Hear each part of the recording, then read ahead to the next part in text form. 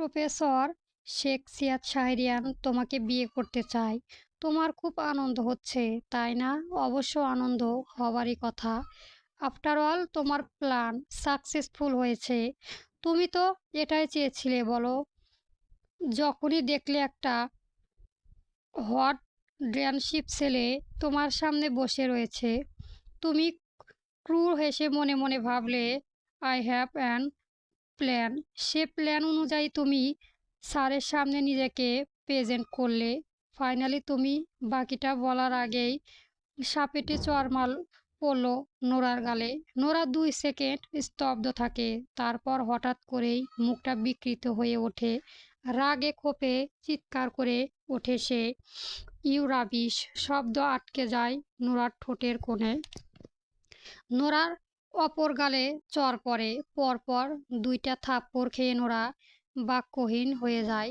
সে গালে হাত দিয়ে সুপ্রভার দিকে ক্রুদ্ধ দৃষ্টি নিক্ষেপ করে। সুপ্রভা সেই দৃষ্টির পরোয়া করে বরং শাসনের সুরে বলে, সম্পর্কে তোমার বড় ভাবি হই আমি। বড়দের সাথে কিভাবে কথা বলতে হয় জানো না? বেয়াদব মেয়ে একটা।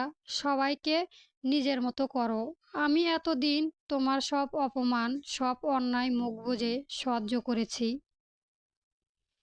কিন্তু আমি ভুল করেছি।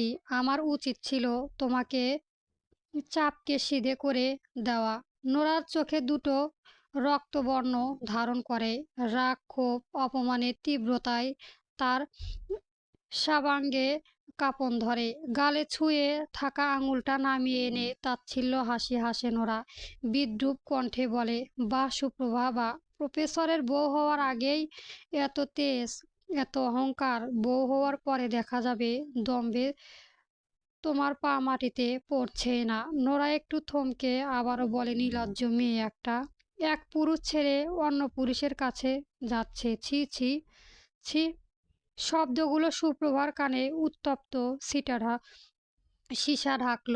নোরা প্রশাচিত হাসি হেসে ঠোঁট বেঁকিয়ে বলে, চাঁদ উঠেছে, ফুল ফুটেছে, কদমতলায় কে হাতি নাচছে, ঘোড়া নাচছে, বিধবা সুপ্রভার বেয়ে।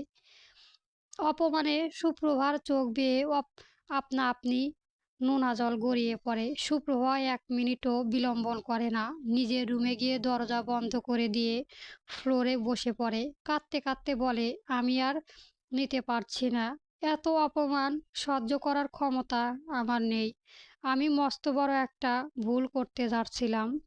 নোরার চোখে আঙুল দিয়ে আমার অবস্থা দেখিয়ে দিয়েছে। বাবা মা ভাইয়া যতই বলুক, আমি এই বিয়েটা করতে পারবো না।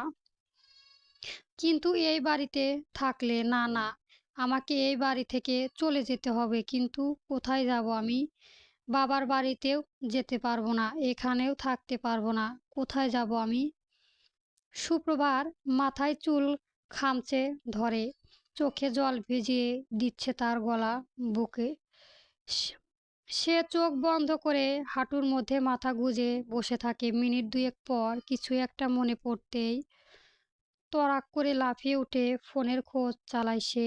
ঠিক সেই মুহূর্তে কর্কশ শব্দে ফোন বেজে ওঠে তার। ফোনে স্ক্রিনের সিমের নামটা জ্বলজ্বল করে উঠতে দেখে। খুশিতে ঝলমল করে ওঠে সুপ্রভা ২ চোখ। সুপ্রভা কল রিসিভ করতেই ওপাশ থেকে সুরলা কণ্ঠে ভেসে আসে, কেমন আছিস প্রভা? সুপ্রভা নাক টেনে বলে, আমি ভালো নেই সিমি। বিধবা যে চাইলেও ভালো থাকতে পারে না। তুই কি কান্না করছিস প্রভা? তোর গলার স্বর এমন লাগছে কেন? তোর কি হয়েছে প্রভা? তুই ঠিক আছিস তো? তোর কাছে আমাকে কটা দিন থাকতে দিবি সিমি? মাত্র কটা দিন। আমি তোর অশিক্ষিত নই। আমি ঠিক একটা চাকরি জোগাড় করে আমার নিজের ব্যবস্থা করে নিব। ততদিন তোর কাছে ঠাঁই দিবি আমাকে? সিমি অবাক হয়ে বলে, তুই এভাবে বলছিস কেন প্রভা? তুই আমার বেস্ট ফ্রেন্ড। তোর জন্য আমি আমার নিজের জীবনটা উৎসর্গ করতে পারি। কিন্তু তোর কি হয়েছে?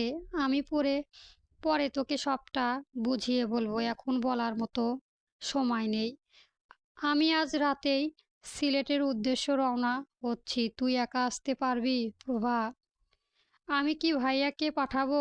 সুপ্রভা গম্ভীর শ্বাস নেয়, চোখের কোণে জমে থাকা জলটা মুছে ফেলে নিজেকে বলে, জীবনের লড়াইটা যখন একাই লড়তে হবে, তাহলে আজ থেকেই শুরু হোক সেই লড়াই। সুপ্রভা থেকে রেসপন্স না পেয়ে সিমি বিচলিত হয়ে জিজ্ঞেস করে, কি হলো তোর? আমি কি ভাইয়াকে পাঠাবো? কাউকে পাঠাতে হবে না, আমি একাই আসবো। ঠিক আছে, সাবধানে আসিস। আচ্ছা, রাখছি এখন ভাই, বলে ফোন রাখতে দরজার অপর প্রান্ত থেকে ঈশিতা চৌধুরী গলা শোনা যায়। সুভামা, হলো তার? সুপ্রভা চোখের জল মুছে গলা পরিষ্কার করে বলে, আসছি মা। চট জলদি আয় মা। আপনি যান, আমি 2 মিনিটে আসছি। সুপ্রভা ওয়াশরুমে গিয়ে চোখ মুছে জলের ছিটা দিয়ে তাড়াহুড়ি করে একটা ধূসর রঙের শাড়ি গায়ে জড়িয়ে নেয়। মুখে সামান্য একটু পাউডার লাগায় নিজের ক্রোনোনত ফ্যাকাশে চেহারা লুকাতে। কি মনে করে আয়নায় একবার নিজের দিকে তাকায় সুপ্রভা। চেনা মুখ, অথচ আজ যেন অচেনা। চোখের কোণে জমে থাকা লবণাক্ত দুঃখটা ধূসর শাড়ি আঁচলে মুছে নেয় সে। গম্ভীর একটা শ্বাস নিয়ে দরজার বাইরে পা রাখে। ড্রয়িং রুমে ঢুকতেই ঈশিতা চৌধুরীর চোখ দুটো তার মুখের দিকে থমকে যায়। মায়ের চোখে সন্তানের কষ্টের ছায়া ঠিক স্পষ্ট হয়। তিনি উদ্যোগিত কণ্ঠে জিজ্ঞেস করলেন, কি হয়েছে মারে? তোর চোখ মুখ কেমন শুকনা লাগছে কেন?